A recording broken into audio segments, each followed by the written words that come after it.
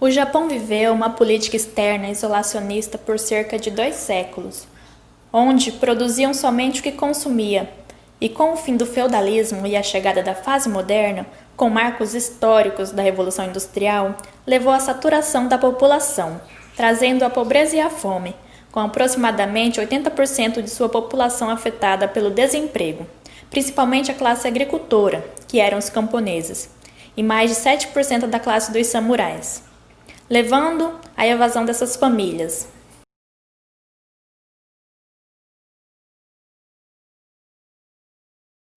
A imigração dos japoneses ao Brasil ocorreu pela demanda de mão de obra, sendo impulsionada pela proposta de trabalho nas lavouras de café, realizada de forma ordenada pelo governo japonês e empresas de imigração, como a conhecida Companhia Ultramarina de Empreendimentos, que era responsável por avaliar os países que necessitavam de mão de obra, e assim direcionava os seus povos nipônicos. A imigração ocorreu no dia 18 de junho de 1908, onde um navio japonês chamado Kasato Maru adentrou o Porto de Santos, no estado de São Paulo, com o primeiro grupo de japoneses. A criação do Tratado de Amizade, Comércio e Navegação facilitou a vinda dos japoneses ao Brasil, e o governo exigia que os imigrantes japoneses viessem com suas famílias, pois a ideia era que eles se fixassem no país.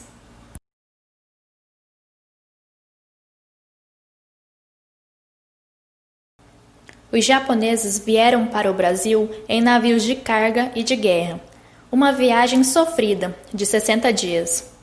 Alguns até morriam durante o percurso, tendo os corpos jogados ao mar.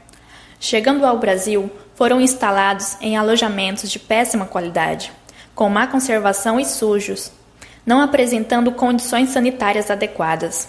Além da comida que não agradou aos japoneses, como arroz solto, feijão com toucinho e bacalhau.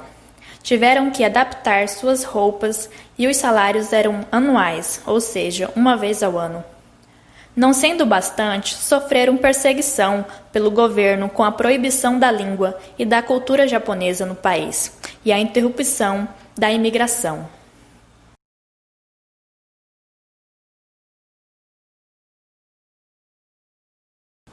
Após o término da guerra, a tensão entre os dois países diminuíram, havendo mudanças nos aspectos de vida dos imigrantes japoneses, com o direito ao acesso à escola e deixando de ser mão de obra barata, entrando para a sociedade brasileira. Com o passar do tempo, a cultura japonesa começou a ficar famosa entre os brasileiros, chamando a atenção pelo fato de ser servidas cruas, como o sashimi, que é o filé de peixe cru, muitas acompanhadas de bolinhos de arroz cobertos com frutos do mar, dentre outras diversas culinárias. Além das comidas, os esportes também foram agregados, como o judô, karatê e aikido, onde, aos poucos, se integrou ao grupo de artes marciais. Trouxeram vestimentas mais reservadas e longas, como o kimono, pinturas no rosto, maquiagens fortes e acessórios de cabelo, como o hashi, e ajudaram no aumento da plantação de soja, trouxe a plantação de caqui doce, as sandálias de dedos, feita de palha de arroz, chamada zori no Japão.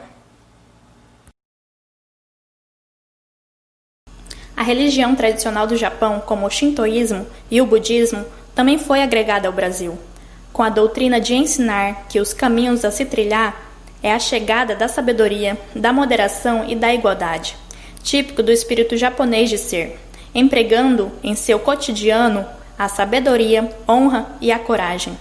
Eles foram educados de forma que o respeito e a pontualidade são essenciais para se viver em comunidade, com hierarquia e responsabilidade em grupo.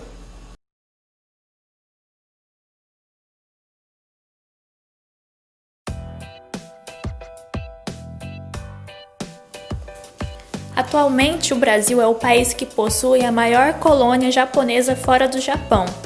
São os chamados Nikkeis, que são os descendentes de japoneses que vieram para o Brasil.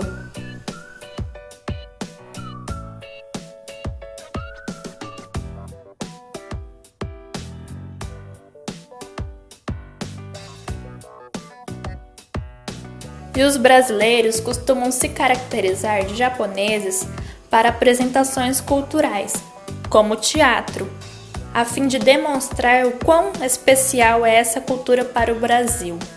Com muito respeito e gratidão.